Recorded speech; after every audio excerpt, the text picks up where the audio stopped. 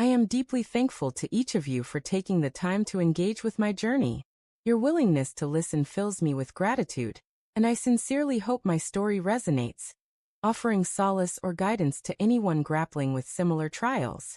Years ago, a pivotal moment reshaped my existence, and after witnessing countless personal narratives shared across digital spaces, I felt an urge to contribute my own, aspiring to light the way for others enduring the sting of disloyalty.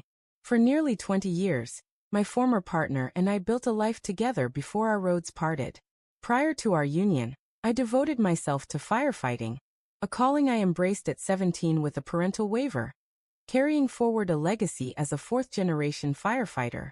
Over time, I rose to battalion chief but later chose the role of rescue captain, where my skills and certifications thrived. One Christmas Eve, my team was summoned to a raging fire at an apartment complex, with 18 residents unaccounted for. As we initiated rescue efforts, we found a young couple and their partner in one unit. Amid the turmoil, a young woman, seated with paramedics, wailed incessantly, "My baby, my baby!" While a colleague replaced my oxygen tank, her anguished cries seized my focus. I approached, inquiring if she referred to a child, a pet, or something else, but she could only repeat, "My baby." Without pause, I re-entered the inferno to search for her infant. Soon after, I emerged, clutching a baby in my arms. As I staggered toward safety, a sudden blast shook the building, hurling debris. A jagged piece of wood lodged deeply into my back. I reached the triage zone, passed the infant to safety, and collapsed. Medics found the splinter protruding from my chest, inches from my heart. Airlifted to a trauma center, I faded in and out of consciousness twice before urgent surgery preserved my life. The shard had grazed my heart, leaving me teetering on the edge of death. My team notified my spouse of the crisis, but she brushed it off as a ploy for attention, insisting she had more urgent matters than visiting me.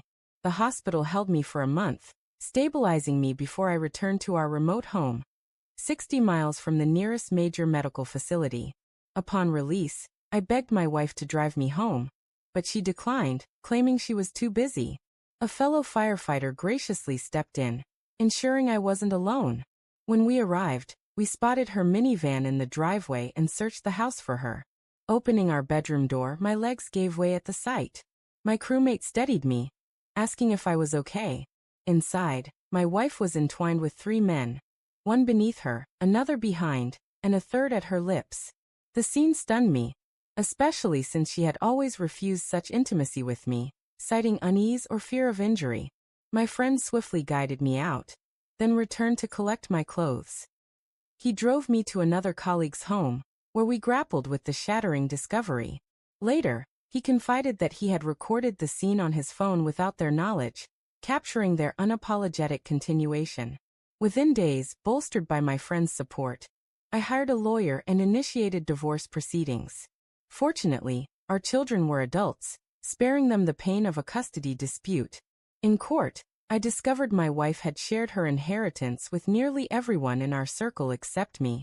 She openly admitted viewing me as a mere financial provider, confessing she wished I'd die on duty to collect a $1 million life insurance policy tied to my career. Looking back, I recalled her early warmth and sincerity, but her demeanor changed after her mother briefly lived with us. We transformed a small outbuilding into a cottage for her mother to grant us space. But that shift marked the start of my wife's transformation. She stopped working, leaving me to manage double shifts and a second job to support her, our 2 children, her mother, and myself.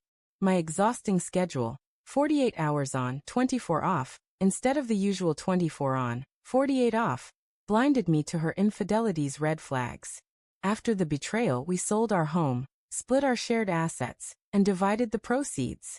My firefighting crew became my anchor, providing steadfast support as I fought to rebuild my career. My aim was to serve 35 years and retire, but obstacles emerged. After passing my reentry exams, the fire chief called me in, offering 2 stark choices: retire at 30 years with full pension and benefits, or accept medical retirement with half. Despite my exam success, my age, injury history, and new diagnoses of PTSD and bipolar disorder deemed me a liability to the insurance company. Heartbroken, I chose retirement, left the region, and turned to animal rescue to fill my days. Living in an RV trailer and operating a sanctuary, I struggled to find work, though I didn't need to financially. I vowed to avoid relationships, except with my sister, a fellow firefighter, and withdrew from social life for years, convinced trust was irreparable. Years later, I joined a massively multiplayer online role-playing game and met a woman. We forged a profound connection, eventually sharing phone numbers. After 18 months, she suggested meeting, playfully assuring me she wasn't a scammer, as no one would invest this long in a con. Her wit pierced my defenses, sparking laughter I hadn't felt in years. Despite our 20-year age difference, distinct racial backgrounds, and the judgmental climate of my conservative rural town, I agreed to meet. It was a life-altering moment. She embodied values I treasured, placing family above career or wealth, mirroring my upbringing. Though she initially viewed a woman's role as supporting her husband, I respected her perspective, but stressed that family comes first for everyone, regardless of gender.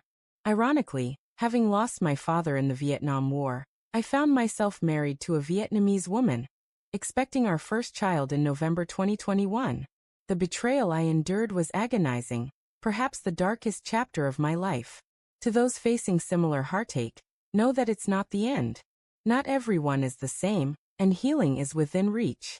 Take time for yourself, seek professional support, and rediscover your resilience.